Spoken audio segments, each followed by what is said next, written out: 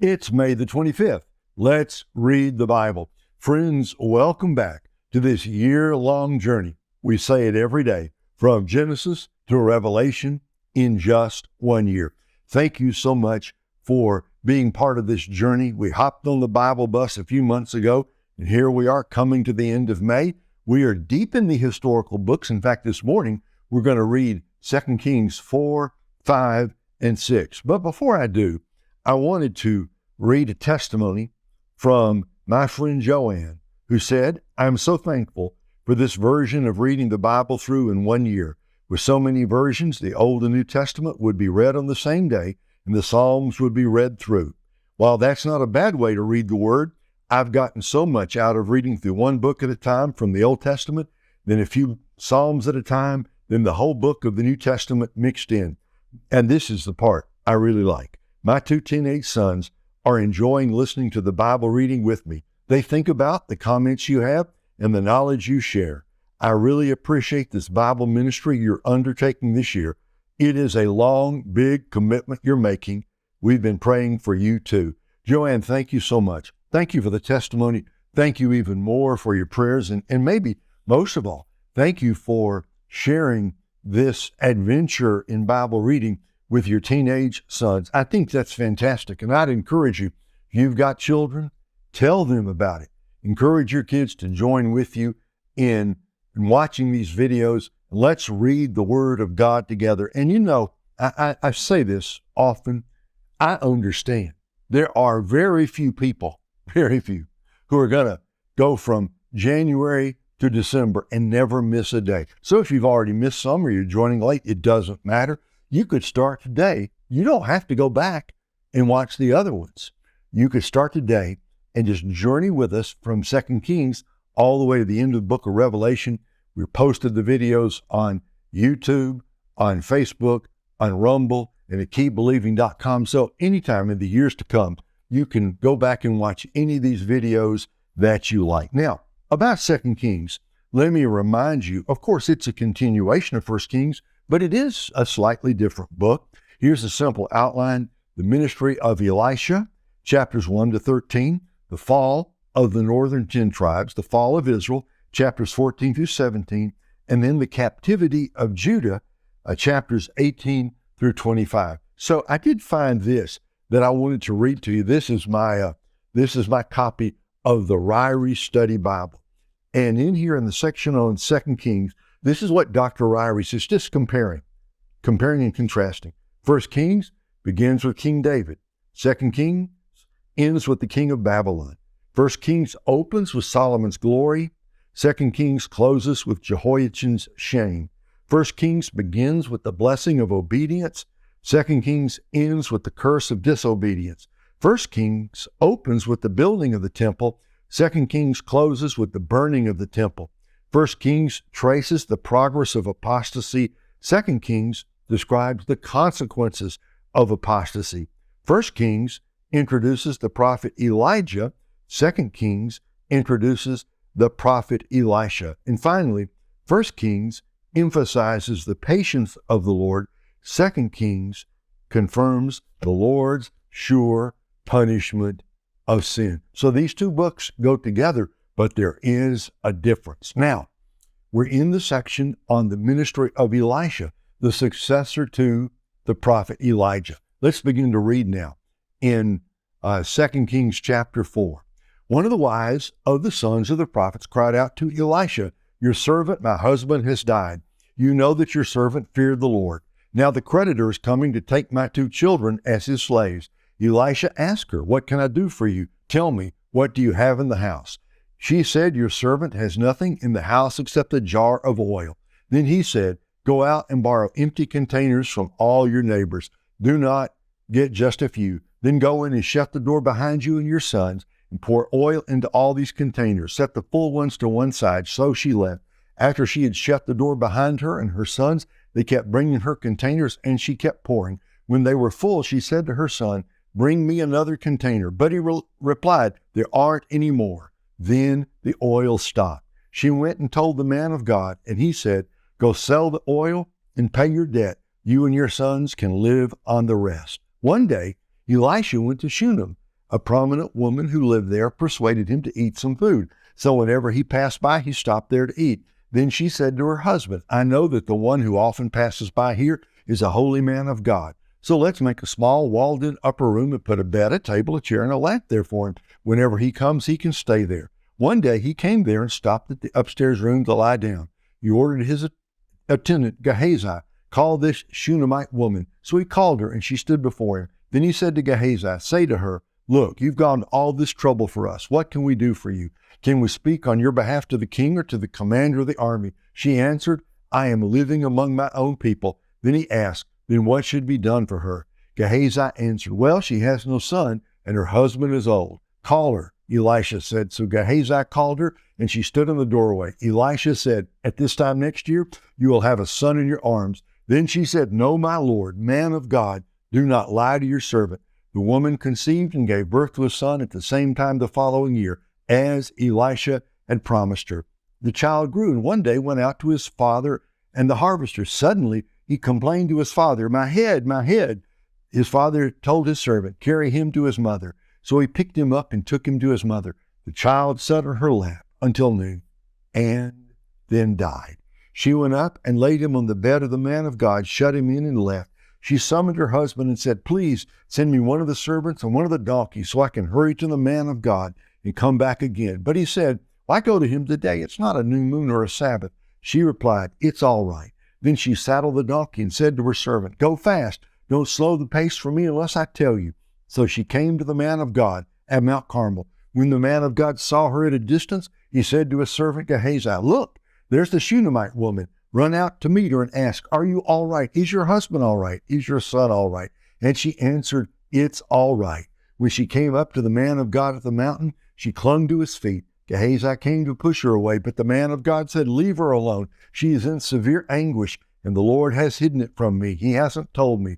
Then she said, did I ask my Lord for a son? Didn't I say, don't lie to me? So Elisha said to Gehazi, tuck your mantle under your belt. Take my staff with you and go. If you meet anyone, don't stop to greet him. And if a man greets you, don't answer him. Then place my staff on the boy's face.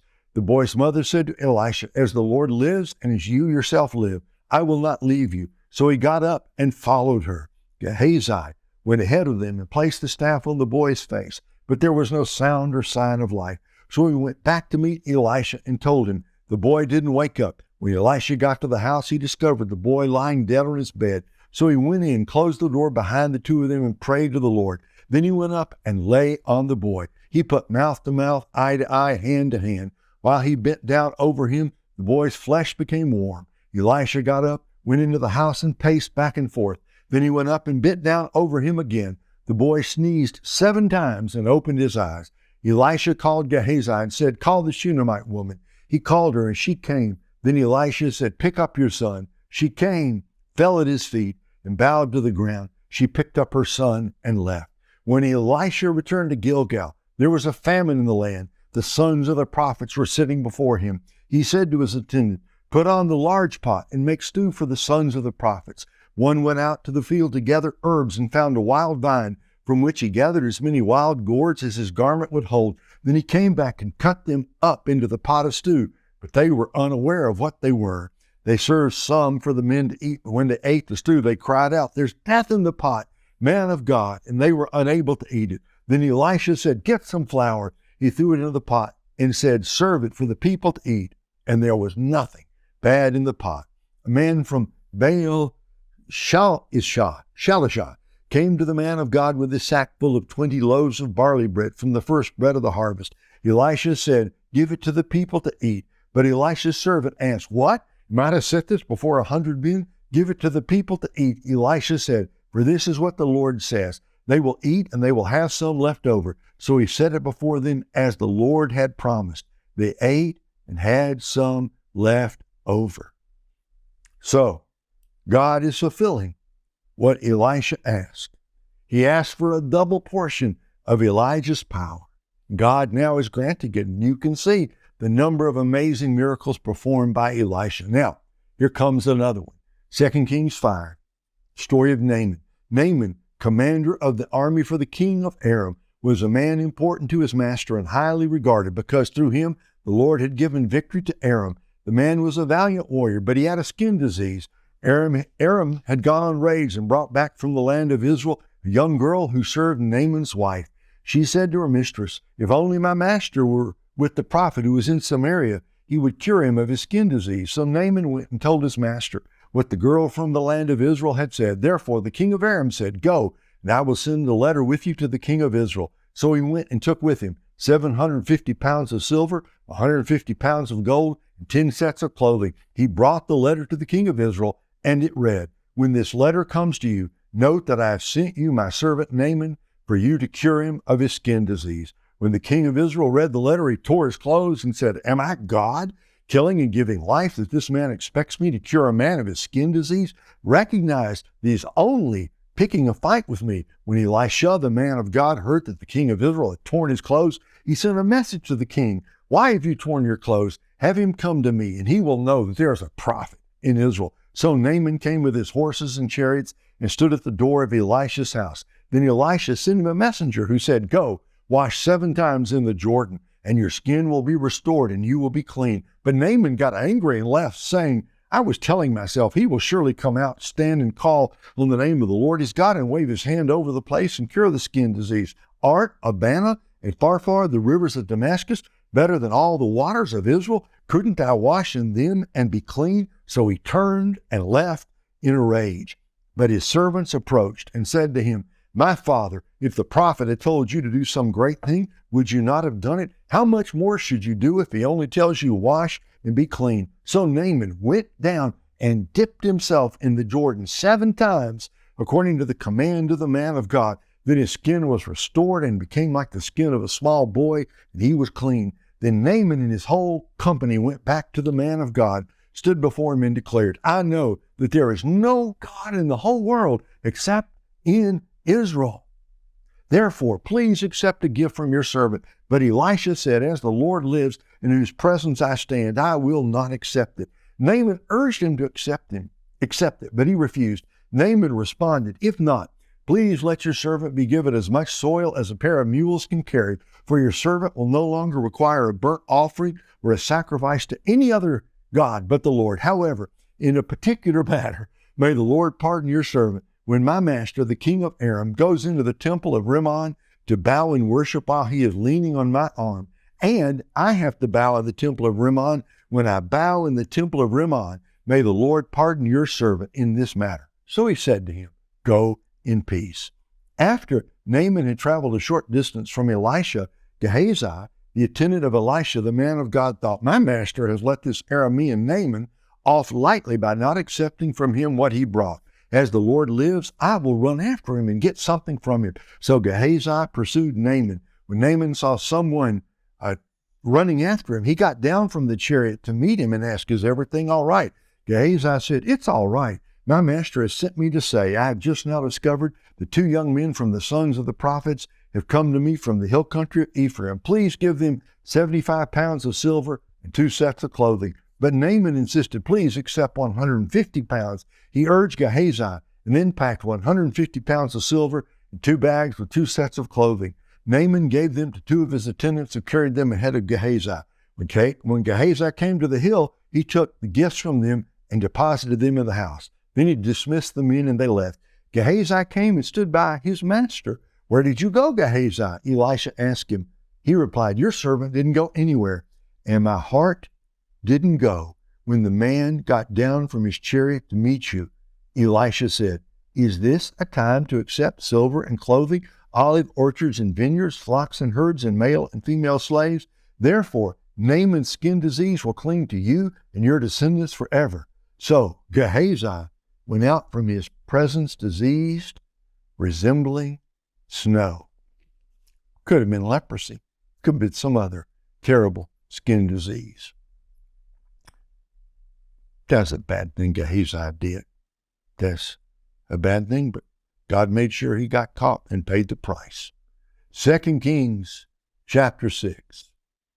The sons of the prophets said to Elisha, "Please notice that the place where we live under your supervision is too small for us. Please let us go to the Jordan, where we can each get a log and build ourselves a place to live there." "Go," he said. Then one said, "Please come with your servants." "I'll come," he answered. So he went with them, and when they came to the Jordan, they cut down trees. One of them was cutting down a tree. The axe head fell into the water, and he cried out, "Oh, my master, it was borrowed."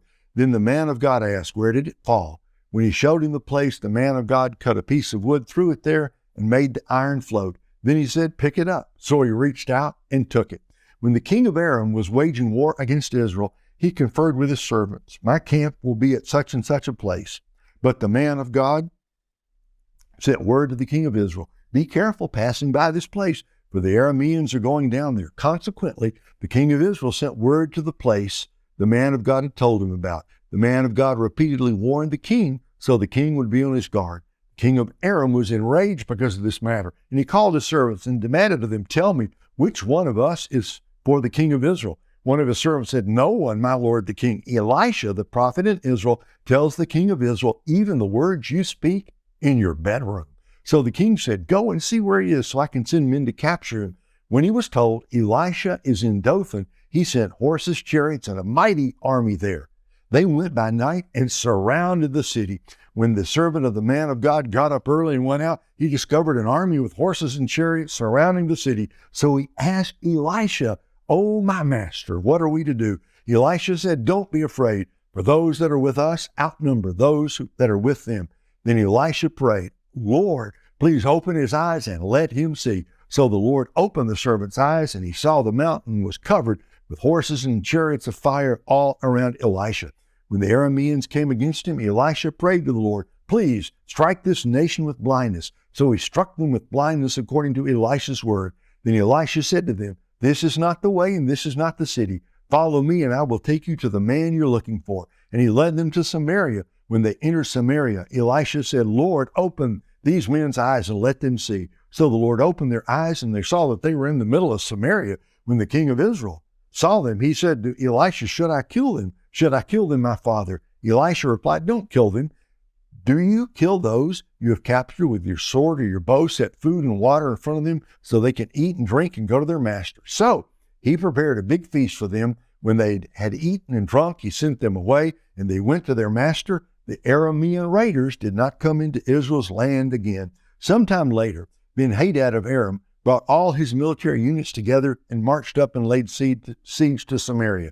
So there was a severe famine in Samaria, and they continued the siege against it until a donkey's head sold for 34 ounces of silver and a cup of dove's dung sold for 2 ounces of silver. As the king of Israel was passing by on the wall, a woman cried out to him, "My lord the king, help." He answered, "If the Lord doesn't help you, where can I get help for you? From the threshing floor or the winepress?" Then the king asked her, "What's the matter?" She said, "This woman said to me, 'Give up your son and we will eat him today. Then we will eat my son tomorrow.' So we boiled my son and ate him. And I said to her the next day, 'Give up your son and we will eat him.' But she had hidden her son."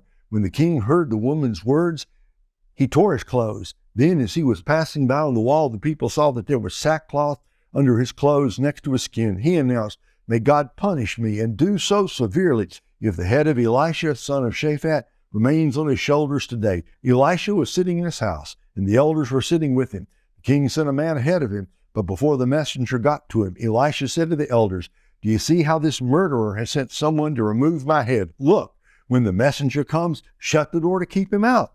Isn't the sound of his master's feet behind him?" While Elisha was still speaking with them, the messenger came down to him. Then he said, "This disaster is from the Lord. Why should I wait for my Lord any longer?" What a place for us to end the reading. Elisha is in trouble, and the king has sent one of his servants down to remove his head from his shoulders.